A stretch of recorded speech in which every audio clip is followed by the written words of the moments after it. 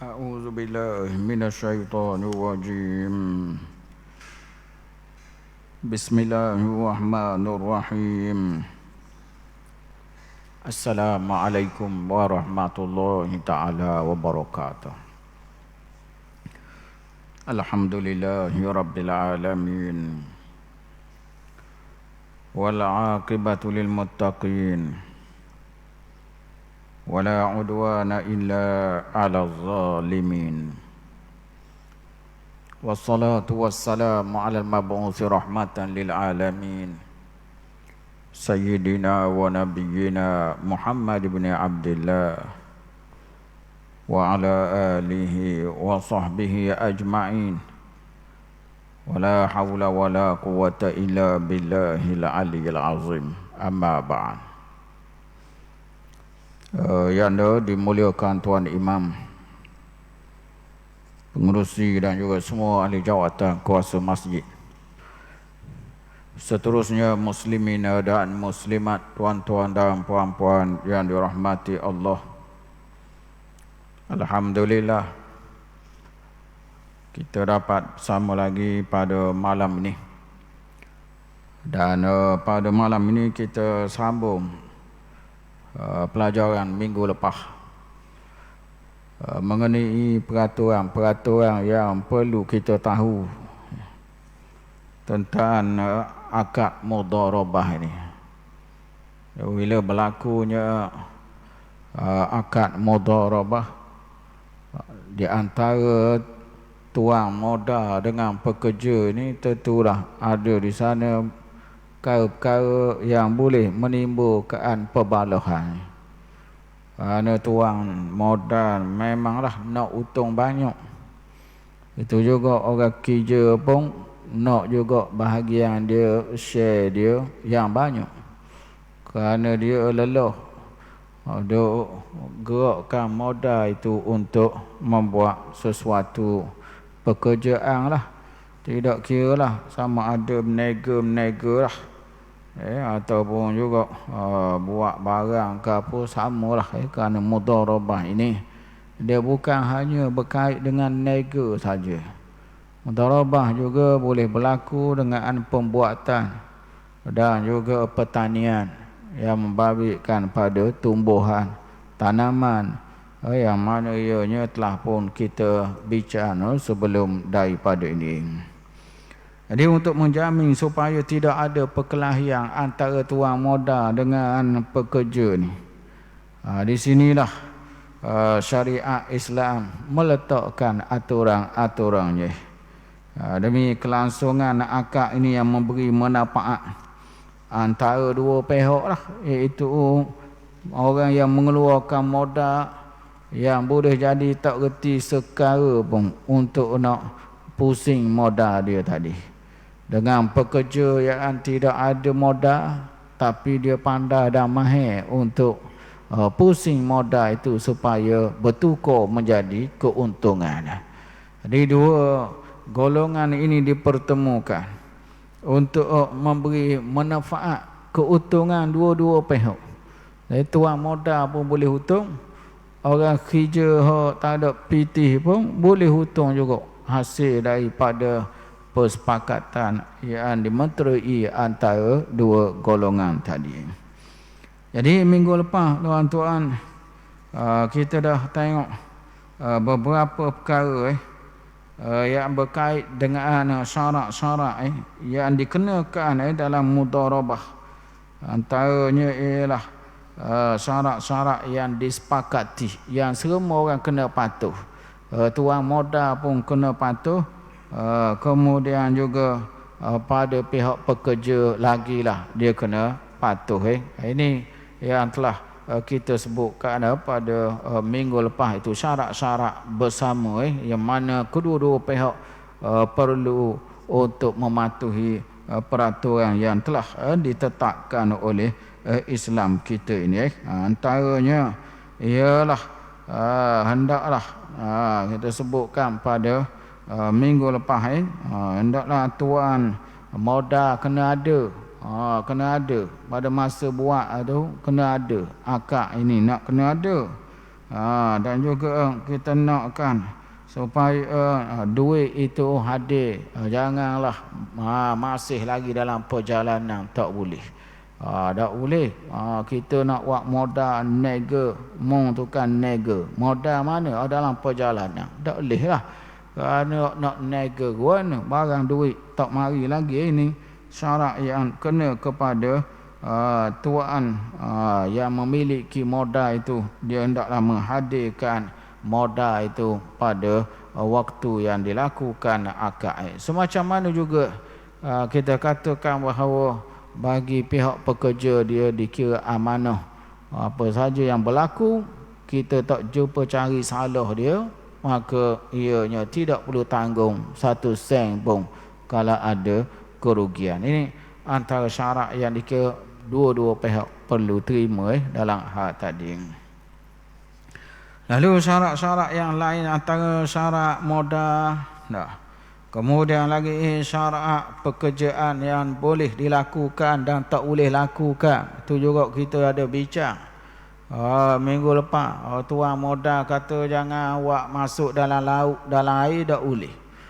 Dia kena nega atas darat. Ini itu syarat tuan modal. Dia tak nak sama kali modal dia adalah untuk nega di laut, bawa wagi dengan kapal situ sini. Dia takut atau dia karang atau dia musnah, maka hendaklah pekerja mematuhinya. So itu juga syarat minggu lepas yang kita dah sebutkan juga. Dia syaratkan jangan beli binatang. Dia bimbang binatang ni mudah sakit, mudah mati, mudah awal apa, jadi rugi dia tu banyak dalam skala yang besar. Oleh kerana itu dia berhak mengenakan syarat demikian. Semacam mana juga dalam hal ini tadi, jikalau dia mensyaratkan harta dia itu sendiri, jangan dibawa belaya apa, jadi nak kena jual di tempat tu tak boleh bergerak lah, tak boleh bawa keluar daripada kawasan tadi. Ini contoh-contoh yang telah kita lalui lah pada minggu lepas. Malam ni kita nak tengok mengenai tanggungjawab bagi tuan modal itu. Jadi bagi orang yang menyerahkan modal ini, antara yang dia perlu tahu bahawa dia hanya bertanggungjawab pada banyak mana yang dia serahkan itu. Banyak mana hak dia serah, banyak tu je dia bertanggungjawab. Semacam mana kita kata orang buat kerja pun dia boleh rolling sekadar tu je. Dia kalau lah modal yang diberikan adalah 3,000. Tuan modal kata pakai 2,000 je. Pakai 2,000 maknanya dia tak boleh pakai lebih lah. Mengikut keizinan tuan modal. Dia kata pakai 2,000, kena main dalam 2,000 tu lah.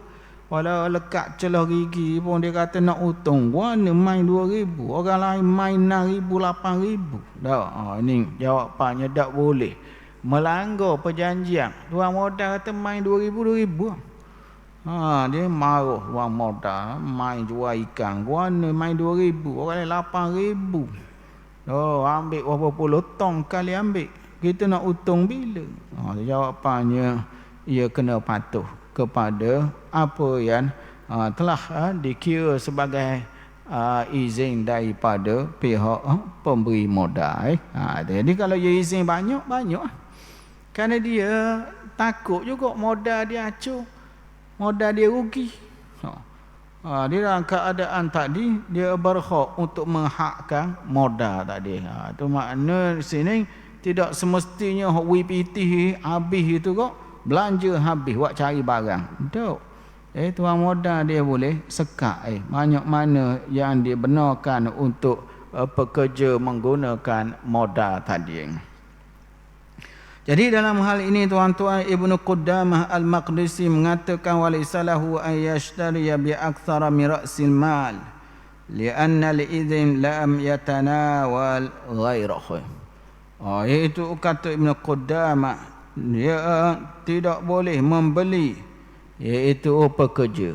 Pekerja tak boleh beli lebih daripada modal yang diberikan, hak diizinkan. Dia banyak mana hak dia bagi tak boleh untuk dia nak buat tindakan lebih daripada itu. Kerana keizinan tuan muda itu dia memainkan peranan banyak mana pihak pekerja boleh melakukan aktiviti perniagaan tadi. Ini yang perlu diketahui oleh pihak yang melakukan mudharabah ni perlu. Walaupun hal sebegini berlaku dalam masyarakat, cuma dia tak tahu benda apakah nama benda apa pun dia tak tahu itu setengah-setengah ada buat benda gini dalam masyarakat tapi dia tak tahu rupanya organ ni orang panggil mudharabah ni. Orang lama dah buat ajimang buat lama dah. Tapi tak tahu rupanya lama ni orang panggil mudharabah. Hamba ingatkan saja je ya pakat ngamba untuk buat nega tu lalu untung bagi sama dengan dia. Hamba ingatkan benda tak ada dalam kitab barang tu. Rupa ada dia kata. Itulah yang mana kita kata setengah kita ni mengamal dah benda ni. Mengamal dah benda ni banyak dah kita temui orang yang baik, orang yang bermodal dah mu tak ada kerja, dia kata mau pergi borong lah nyoh di mana kebun pia-pia, mau pergi borong lah deriang di kebun pia-pia, mau pergi borong lah timun Cina di kebun pia-pia, mau pergi borong lah kacang bendi di kebun pia-pia. Lepas tu untung hak ada tu kita bagi lah. Dah oleh kerana mung kerja dia kuih mung boleh 60 aku 40 pun tak apa. Kita bagi nisbah 64. Nak bagi sama kan siang kemu pula mung kerja tak ada skepeng. Aku untung 4 pun tak apa dah. Moga aku tuang pitih. Ni nak kau ada dah. Mainan ni yang mana nak tolong sama-sama saudara Islam. Tengok duk mayang duk hari jemaah semua tunggang mungkin jam dia hari-hari nampak orang pakai pia sawang semua ni tak ada kerja. Mayang kuat kerja tak ada.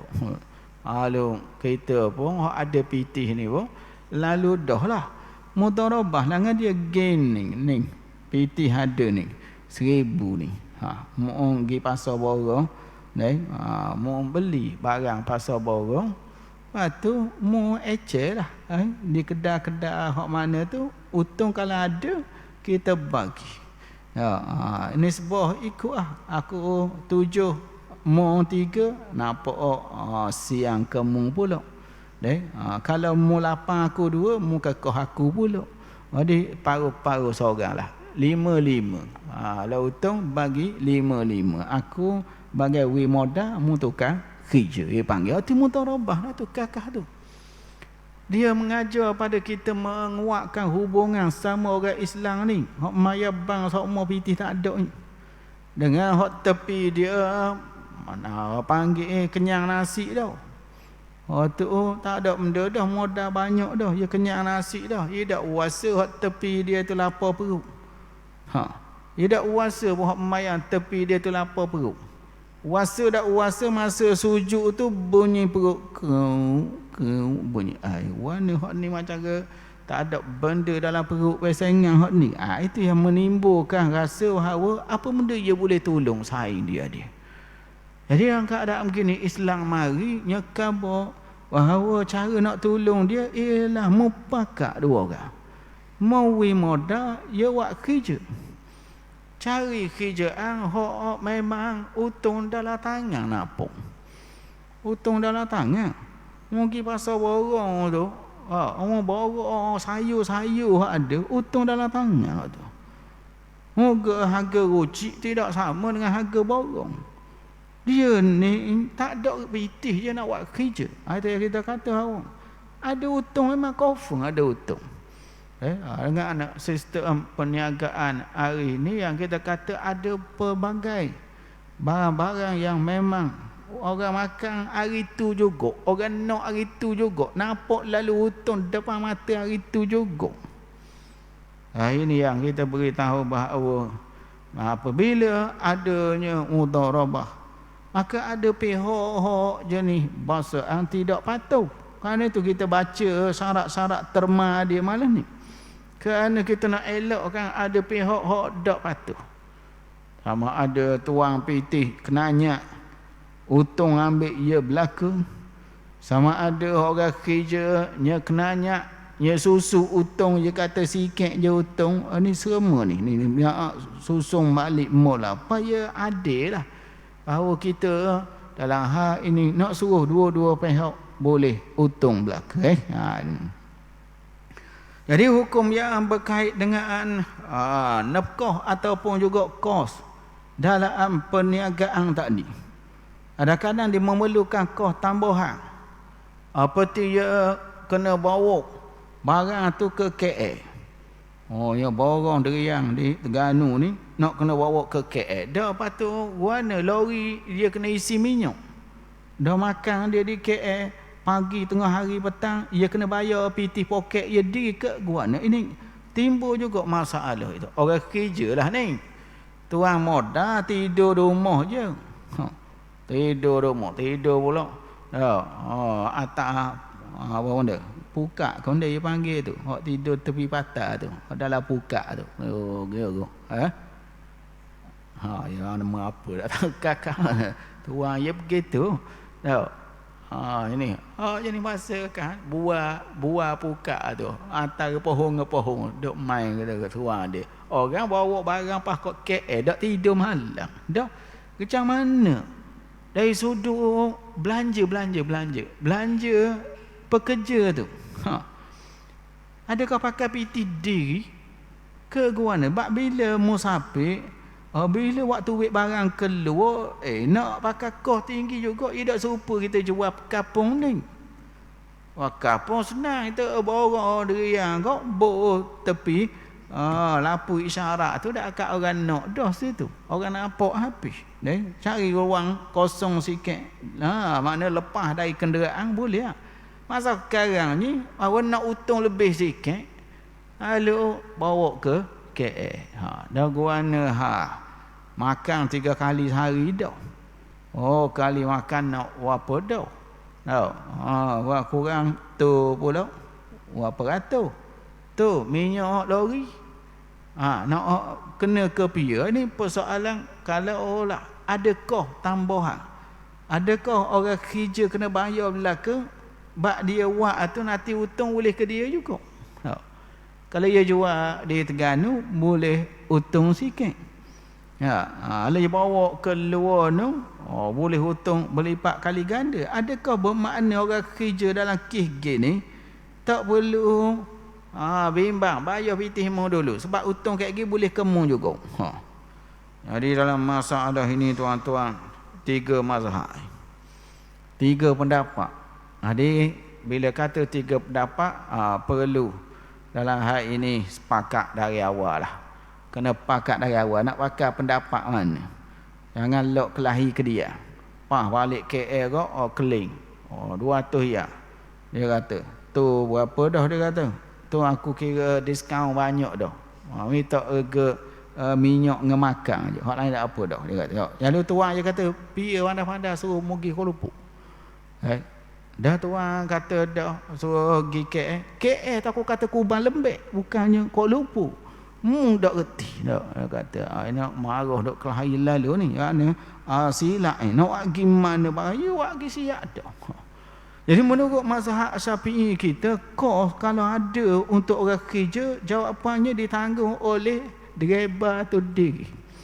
Pekerja tu diri ya. Itu mazhab kita Syafi'i. Kerana membuat utang di KL boleh banyak kamu kat lagi. Kalau buat utang di Terengganu 100 riyal mujanji 50 riyal 50 seorang. Dah oleh kerana mungkin jual KL boleh 600, makna boleh 300. Tuang 300, 300. Dah 300, 200 dah lari.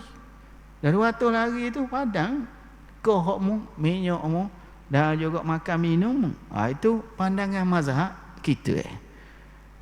Manakala mazhab Malik mereka mengatakan bahawa kalau mazhab yang kedua itu pandangan daripada Imam Nakhai dan juga Imam Hasan Basri, dan salah satu pandangan lain daripada imam juga, daripada Imam Syafi'i kita, di mana mereka mengatakan bahawa kau semua tu adalah kena ke tuang pitih, tuang modal, orang kerja wagi je.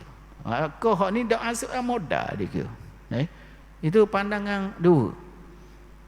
Pandangan dua, kena ke hak tukang wi modal tu. Berat kena poket saya tuang, saya dah tak ada pitih. Ni untung dak nampak lagi nak pakai pitih, mana nak pergi KL. Tu menyebabkan pandangan Imam An-Nakhai dan juga Hasan Basri mengatakan bahawa dalam hal ini kena kepada tuang modal. Manakala pandangan yang ketiga ini pandangan jumhur, pandangan majoriti ramai ulama yang antara Imam Malik, Imam Abu Hanifah, mereka pandangan jumhur ini mengatakan bahawa perbelanjaan seperti makan, minum, kain, baju, semua itu ada atas tuang pitih. Tuang pitih kena tanggung makan, kain, baju. Maknanya kalau ia duk kampung dak payah wi benda tu. Kalau ia bawa pergi jauh, tu kena wi makanan dengan kain, baju. Itu pandangan jumhur. Namun Imam Malik mengatakan maknanya jikalaulah harta itu ianya adalah boleh dibuat jalan. Maknanya kena tengok kok negem dapa. Negem dapa mu nak pergi KL tu. Negem dapa. Siapa mu nak pergi pah ke jauh deno. Dia barang tu biar mu nak sabar. Boleh buat pergi jalan. Dia kalau barang dak mu nak sabar mu buat pergi jalan, Malik dak setuju. Dalam hal ni kau ditanggung oleh pihak tuang modal. Tu ada barang yang dak patut mu buat pergi. Kau lupa ni buat lagi, benda jauh-jauh barang tu. Sini pun orang dak cukup pang sini. Sini dak cukup pang buat lagi tak lekno. Dia barang yang mana tak perlu buat lagi, mungkin cari nah alamu. Orang jual sini belaka barang tu. Buat lagi deno murah jauh. Dia buat lagi KL. Ia bawa ikan layang di Cendering, ia buat pergi KL. Ikan layang di pasar Selayang murah pada ikan layang sini. Hatu nama pasar Selayang dah. Mu nak pergi jual awak benda dia no. Tu orang dia no tanya je mu. Nak buat ikan Selayang. Pasar nama Selayang dah dia kata. Mu nak pergi jual hak mung sini. Tu nak khabar. Keadaan apa mu buat pergi juga dia no. Harga murah boh dia no. Ni apa hak gini kata Malik dak Yahudi lah. Jenis bahasa cari nahah, duk cara susuk, tahu dah Terengganu, dak cukup pang Selayang buat gilek. Ini contoh yang kata Imam Malik, walaupun aku setuju kos yang mana ditanggung oleh tuan modal, kos makan dengan kos pakaian, tapi kena tengok juga barang tu sesuai ke buat pergi jauh. Tu makna dia mensyaratkan demikian tuan-tuan dia. Jadi kalau tengok hal ini berlaku apabila tak ada sepakat lah ni. Ni yang kita khabar 3 pendapat ni, dia pergi buat senyap-senyap, dah dia balik Terengganu, dia kata dia pergi KL, koh banyak ni. Dia tunjuk surat tu, surat minyak, dia tunjuk ABB. Dia nak minta keling. Hak ni kita cerita dia buat senyap-senyap. Ada pun kalau dia pakat dari awal dah, masa akad mudharabah, tuan, boleh. Habis kalau lah saya kena tubik pada Terengganu kena bayar. Tu kalau tu kena patuh lah. Sebab ia syarat dari awal dah. Ni orang tak syarat sikit WPT 3,000. Suruh pergi cari ikan pulau kambing mana. Ni maknanya kita kena tengok apabila tak ada perjanjian, maka 3 pendapat dalam masalah tadi. Jadi bagaimana nak menentukan dalam hal ini? Kita kata perlu dalam hal ini dilihat yang adil lah. Yang adil. Jadi kurang hutang dia.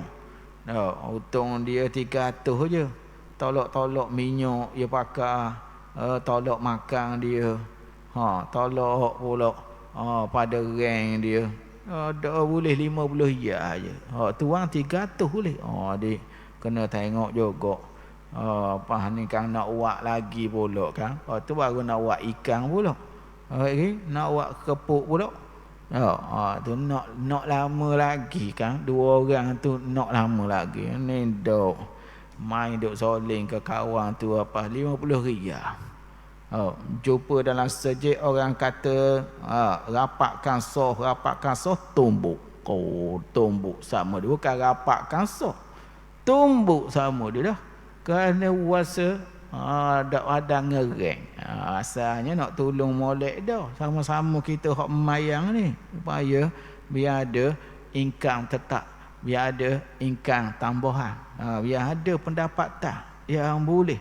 Makna mayang juga api perut nak kena isi juga. Anak bini nak kena wi makan juga. Oleh kerana tadi asal tujuan molek. Nak tolong biar boleh mayang khusyuk, dak payah mikir piti-piti apa ni. Akhir jadi tumbuk. Orang suruh betul soh, rapak soh.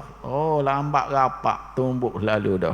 Ini nak kata kita tak embuh kejadian begitu kan, itulah perlu dalam hal ini dilihat. Pandangan anak jumhur tadi ada lebih dekat, lebih logik lah kalau kita tengok sini, iaitu beberapa benda saja ia tanggung. Antaranya ialah makanan dan kain baju. Itu maknanya kalau perlu kepada pakaian ke tempat yang jauh yang memerlukan dia saling, takkan nak pakai hak ia tu saja. Dia bawa baju ia dua lah dia pergi. Untuk KL mayang jemaah di sejik negara habis orang lari. Baru semua bapok kambing tu. Dah berapa hari dah andi. Duk jual ke deriang dia ni. Dia kata itu menyebabkan perlu juga dipikirkan bahawa pakaian tambahan untuk dia. Ini yang perlu untuk dilihat dalam hal ini. Jumhur kalau kita tengok pandangan mereka adalah lebih logik. Kerana bila keluar daripada tempat yang berlaku perniagaan tadi, dia nak pitih lalu duk. Bila keluar dari kawasan, nak pitih lalu. Dulu ialah naik atas hutan ngok dak buh minyak. Sebab itu dia dak cakap kos kenderaan, dia dak cakap sini. Sebab zaman dulu hutan. Hutan dia dak payah buh minyak. Zaman dulu. Jadi hari ni serba benda nak minyak. Nak jalan, nak pergi mana-mana lori. Dah kan nak buh benda lori. Nak buh minyaknya. Minyak sawit pun capul ni dah. Dah kata masalah timbul pada hari ni kos yang mana dulu tak ada. Yang dulu tak ada, dulu tu tak ada dulu. Zaman uta dulu mu nak redah lek mana dak ayah uta pun dulu. Len ni mu nak pergi tak lain nak kena bayar. Itu makna kos wajib kita kira. Kos wajib. Kalau puasa berat sangat, tanggung 2 orang. Tanggung 2 orang. Maknanya tu kena berapa? 120, 60 seorang. Potong dari untung. Potong dari untung. Kos yang digunakan potong dulu, lepas tu baru bagi untung. Kalau puasa anda adil. Kena ke atas aku seorang. Jadi itu pakatan daripada awal perlu dibuat supaya benda jadi clear ke dia. Tak ada jadi serabut, kelabu asap. Ini yang menyebabkan jadi tidak berjayanya awal berlaku benda-benda sedemikian tadi. Jadi dalam hal ini kita tengok pandangan jumhur, pandangan majoriti yang mengatakan bahawa kos dalam musafir itu ditanggung oleh tuang pitih. Kerana apa? Kerana kita sedia maklum perjalanan keluar ini adalah dibuat dia untuk maslahat syarikat juga, supaya syarikat dapat untung banyak jadi dikata sini perlulah ditanggung oleh pihak yang mengeluarkan modal tadi. Cuma lihat setengahnya mengatakan bahawa dari sudut pakaian itulah. Dari sudut pakaian. Kalau dia ada kain baju kapung dah, dia bawa hot tu lah, dak payah tanggung lah. Moga dia pakai hak tu juga duk kapung pun. Bukan dia duk kapung dak akal baju. Pakai kain pelekak je. Kalau pergi KL pakai baju duk. Dia duk rumah dia pakai baju juga. Jadi bawa baju tu sudahlah. Itu makna mereka mengurangkan kos tuang modal. Ada bak baju dia kata dak payahlah tanggung. Kecuali mau nak pergi ke tempat sejuk no. Tu muna Sabah lah. Nak pergi tempat sejuk kawan tu. Nak suruh beli strawberry tu. Kamera Highland ke mana? Kawan tu naik sejuk kekeh atas tu. Kata, mana baju tak ada. Dia pakai baju bandar tu. Nipis naya. Pergi dia ni mula. Allah, sejuk kekeh ke atas tu. Naik kamera Highland. Borong strawberry naik atas tu. Mu tengok. Jadi, gini mana Sabah tuang. Duit pakaian. Ni dak nyelok kawan tu. Pakai panggil t-shirt gitu. Naik kamera Highland. Nak bawa strawberry. Nak bayar piti jatuh piti. Kerana piti jatuh apa? Nak kata setara tu sejuk, dak sejuk atas. Ini nak kau jangan siapa tahap tu lah. Nak tengok juga kalau kita kata kos pakaian tidak perlu ditanggung oleh tuan piti, kena tengok cuaca juga. Hak nak pergi kat mana? Cuaca hak nak pergi tu kat mana? Ni makna kalau perlu kepada baju sejuk di tuang modal berilah supaya kesenangan dia kok lori muwidah. Ni makna baju yang sesuai kerana naik di tempat tinggi tak sama duduk tanah ini Kemudian tuan-tuan semua yang kita sebutkan tadi ialah bila tidak disyaratkan kalaulah disyaratkan ikut pada syarat. Ataupun di sana ada kebiasaan yang diamalkan. Boleh pakai ke orang tu? Ada. Ada orang-orang lain kena ke driver ke kena ke tuang kedai. Tu boleh pakai juga tu. Adanya minyak tuang kedai isi. Hari-hari 50 riyal sehari. Untuk isi minyak. Maka waktu boleh pakai juga. Dia panggil adat, hukum adat. Kebiasaannya memanglah makna driver dengan tuang kedai, makna driver ia gohik je. Minyak tuang kedai pitih lain. Tu kalau jadi gitu boleh pakai kok. Kaedah tu boleh pakai. Orang lain pekerja tidak bayar benda tadi. Minyak ni. Kemudian kalau kena samang pergi bayar. Tu nak tengok adat. Samang di JPJ pula. Pergi bayar. Adat. Tuang kedai bayar ke driver bayar? Hak dia amal. Mana? Hak ada. Kena ke pergi? Takat ni hak muda duduk perhati. Tanya awak driver je tahu. Hanya awak driver. Kalau kena samang pergi bayar. Boh mu bayar ke mu bayar? Tu mana boleh pakai kaedah tu boleh pakai dipanggil adat setempat jadi kalau lah dapati kecuaian pemandu dia lah bayar.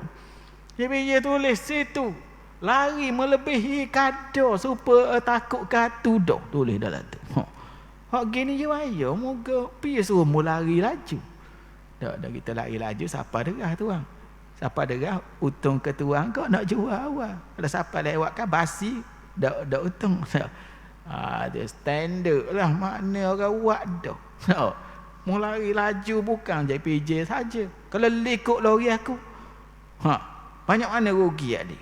Mau mati biar kamu duduk atas tanah. Aku ni hak ada atas tanah ni masalah. Lori aku pula nak kena baiki. Barang tak boleh ambil sikit. Dah.